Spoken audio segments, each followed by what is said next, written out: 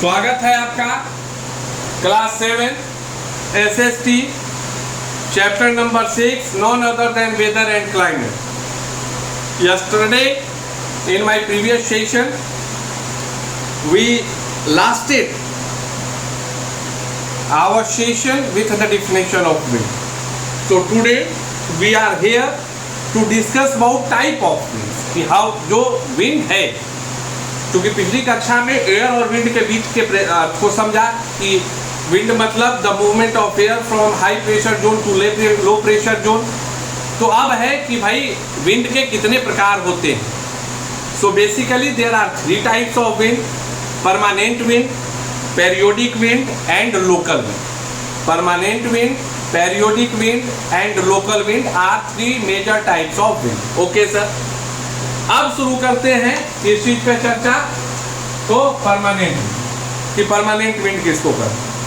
Permanent wind को और planetary wind के नाम से भी जाना जाता है. Permanent wind is also known as planetary wind. The wind which blows throughout the year in particular direction are called planetary wind और परमानेंट विंड. वैसा जगह जहां हवा सालों भर एक ही दिशा में एक प्रकार से बहता रहता है, उस प्रकार के हवा को प्लैनेटरी विंड या परमानेंट विंड कहते हैं. And this thing is not available और might be available in the next session और next lines somewhere else in the chapter. Usually wind mills are going to be used और useful in such kind of wind area where permanent winds are available. They originate due to the presence of high and low pressure belt on the surface of the earth and they are basically of the following type. अब ये बात तो sir आपने कह दी कि permanent wind मतलब एक दिशा में लगातार अगर हवा बहती है तो उस तरह के हवा को परमानेंट विंड कहते हैं या प्लैनेटरी विंड कहते हैं. अब उसके प्रकारों पर चर्चा होगी. तो पहला है trade wind. Trade wind blow from the subtropical high pressure belt to equatorial low pressure belt. एक लाइन में बस याद रखना है, ज़्यादा कंफ्यूजन नहीं, कि ट्रेड विंड जो होता है वह सब ट्रॉपिकल सब ट्रॉपिकल मतलब कहाँ है. सब ट्रॉपिकल मतलब चीज को समझो. मैंने एक पिक्चर बनाया था ना, 5 degree 5 degree 30 degree 35 degree 60 degree 65 degree, इसी तरह से तो करके बनाया है मैंने. बोलोगे हाँ सर इसी तरह से करके बनाया है. अब थोड़ा चीजें अच्छी तरह से याद रह जाए इसके लिए इसका पिक्चर मैं बना देता हूँ.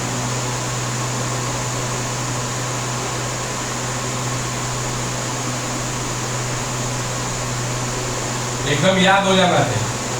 5 डिग्री नॉर्थ से 5 डिग्री साउथ है करेक्ट, या 30 डिग्री से 35 डिग्री साउथ, 30 डिग्री से 35 डिग्री नॉर्थ, 60 डिग्री से 65 डिग्री नॉर्थ, 60 डिग्री से 65 degree south, 90 degree north, 90 degree south. यही जोन मैंने बताया था, जिसमें मैंने बताया था यह जो है इक्वेटोरियल लो प्रेशर जोन है, यह सब ट्रॉपिकल हाई प्रेशर जोन है 30 डिग्री और ये ऊपर नीचे दोनों, और यह जो है वह क्या है आपका सब पोलर लो प्रेशर जोन और ये क्या है पोलर हाई प्रेशर जोन. बताया है. मूलतः आपको याद रखना है low pressure high pressure, low pressure high pressure, high pressure low pressure high pressure. बिल्कुल ये फोटो आपके दिमाग में बैठा हुआ है. अब इसी पे चर्चा शुरू हुई है, इसी पे जो कल मैंने बताया, अब इसी पे तोड़ के समझेंगे. क्या कहता है कि ट्रेड विंड में जो है सब ट्रॉपिकल हाई प्रेशर बेल्ट से इक्वेटोरियल लो प्रेशर बेल्ट, मतलब सब प्रेशर हाई, ये है ना है जो एक लाइन में अगर आपको ये समझने का जरूरत आएगा तो सब ट्रॉपिकल हाई प्रेशर कौन है, ये है सब ट्रॉपिकल. ये क्या है सब ट्रॉपिकल एसपी. तो वहां से इधर मतलब क्या है हवा जो है इधर से इधर मतलब दोनों तरफ 30 से 35 डिग्री उत्तर और 30 से 35 डिग्री दक्षिण से किधर आ रही है? 5 डिग्री से 5 डिग्री उत्तर दक्षिण, इसको कहते हैं। क्यों हुआ? क्योंकि हाई प्रेशर, मैंने कहा है विंड का फ्लो क्या होता है? हाई प्रेशर से लो प्रेशर, हाई प्रेशर से लो प्रेशर में होता है, तो इसको क्या बोलते हैं? Trade wind. Westerlies wind, westerlies wind का क्या है कि यह सब ट्रॉपिकल हाई प्रेशर बेल्ट से सब पोलर लो प्रेशर। अभी एक चीज क्या है, विंड का मतलब क्या है? हाई प्रेशर से लो प्रेशर, है कि नहीं? तो सबसे पहले फोटो पे क्लियर कर लेते हैं। फोटो पे क्लियर हो गया तो सारा मजा। हाई प्रेशर से लो प्रेशर, ये आ गया इक्वेटोरियल। अब यहाँ से हाई प्रेशर से लो प्रेशर है, मतलब अब ये कहाँ जा रहा है? ऊपर की ओर जा रहा है। कहाँ जा रहा है?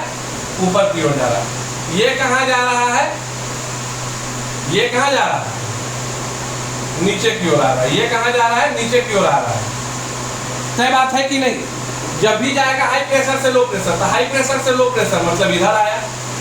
अब हाई प्रेशर से लो प्रेशर तो नीचे से ऊपर गया। यह भी बाहर भागा, यह भी बाहर भागा, है कि नहीं? तरीका एकदम बिल्कुल कंफर्म है ना। और ये जो पोलर वाला है मतलब क्या हो जाएगा? यह जो पोलर वाला है इसका मतलब क्या हो गया कि पोलर का मतलब क्या है? हाई प्रेशर से लो प्रेशर है। तो ये ऊपर गया, हाई प्रेशर से लो प्रेशर तो ये नीचे। यही तो कॉन्सेप्ट है। ये कॉन्सेप्ट कितना सरल है, बिल्कुल याद हो जाने वाली चीज। अब इसी में जो है वेस्टरलाइंस विंड का क्या बताया?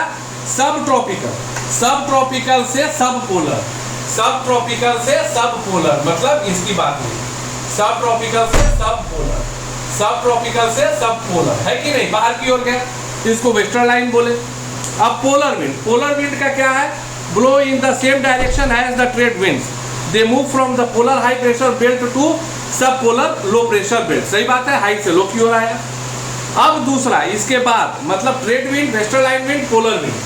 Trade wind, westerly, polar wind, trade wind, westerly wind, polar wind. इसका डिस्कशन हम लोगों का हो गया, हेल्दी डिस्कशन हो गया।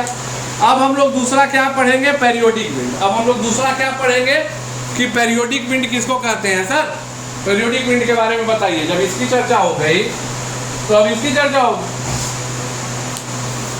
Apart from the regular wind there are many other seasonal wind which blows during a particular season. जो permanent wind के अलावा हवा विंड के एक और क्लासिफिकेशन है जो ऋतु विशेष में एक खास मौसम में वो प्रवाहित होती है। The unequal heating and cooling of the earth surface causes the wind to blow. धरती पर जो असमान तौर पे ताप का घटना बढ़ना होता है उसके कारण इस प्रकार के विंड अस्तित्व में आते हैं। फॉर एन एग्जाम्पल मॉनसून, जो मॉनसून विंड है वह इसी का एक उदाहरण है। किसका उदाहरण है? पेरियोडिक विंड का उदाहरण है। किसका उदाहरण है? पेरियोडिक विंड का उदाहरण है। इस चीज को आपको याद रखने की जरूरत है। The monsoon wind blow in the tropics, they are rain bearing wind that are of vital importance of the area over which they blow. सही बात है, जहां यह मॉनसून हवाएं बहती हैं वह जगह या वह क्षेत्र जहां से यह गुजरती हैं वो बहुत ही मायने, उस क्षेत्र में इन हवाओं का बहना बहुत ही मायने रखता है। क्यों?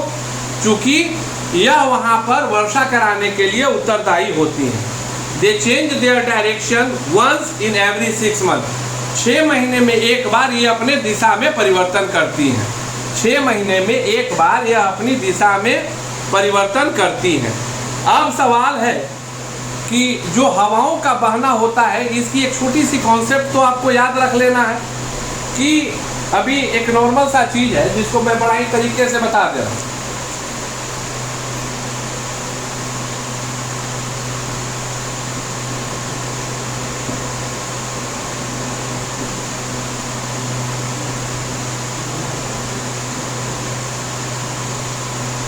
कोस्टल एरिया है, कोस्टल एरिया है। समुद्र के किनारे का 2 जगह है, समुद्र के किनारे का 2 जगह है। तो अब दिन है तो दिन में क्या है? टेम्परेचर जो है यहाँ प्लस है, यहाँ पानी है तो थोड़ा कम है। रात जब हुआ तो क्या हुआ? जमीन का टेम्परेचर घटेगा, पानी का घटने में समय लगेगा, है कि नहीं? तो स्वाभाविक है दिन में क्या है? जब गर्म है मतलब गर्म हवा जो है ऊपर की ओर उठी और समुद्र के तरफ से ठंडी हवा जमीन के तरफ, मतलब समुद्री किनारे के तरफ गई। और वही परिस्थिति रात में क्या हो जाती है कि समुद्र से गर्म हवा ऊपर की ओर उठी तो जमीन के तरफ, क्योंकि तापमान कम है तो ठंडी हवा इधर गई। और यही कारण है कि सामान्यतः कोस्टल एरिया में दिन में आपको ऐसा महसूस होगा कि समुद्र के तरफ से ठंडी हवाओं का स्पर्श हमको हो रहा है, समुद्र के तरफ से ठंडी हवाओं का स्पर्श हो रहा है। कारण इसके पीछे इस चीज को बड़े तरीके से समझ लीजिए कि दिन में जमीन का तापमान ज्यादा होता है बनस्पत की पानी से, तो जमीन पर का हवा गर्म होकर ऊपर उठेगा और समुद्र के तरफ जो ठंडी हवा है वो क्या होगी, विंड के तौर पे लैंड के तरफ बहेगी, विंड के सी से लैंड की तरफ बहेगी। जबकि रात में क्या होता है कि समुद्र का जल जमीन चूंकि तेजी से ठंडा होता है, जमीन तेजी से गर्म भी होगा, तेजी से ठंडा भी होगा, तो पानी वाला जो गर्म क्षेत्र है समुद्री जल का इलाका, वहाँ गर्म जो हवा है वो ऊपर उठती है, जिसके फलस्वरूप जमीन के तरफ से हवाओं की दिशा किधर हो जाती है, समुद्र के तरफ हो जाती है। So this one is the basic concept. So after the successful discussion over permanent wind and periodic wind, in my next session we will start our discussion of local wind. Thank you.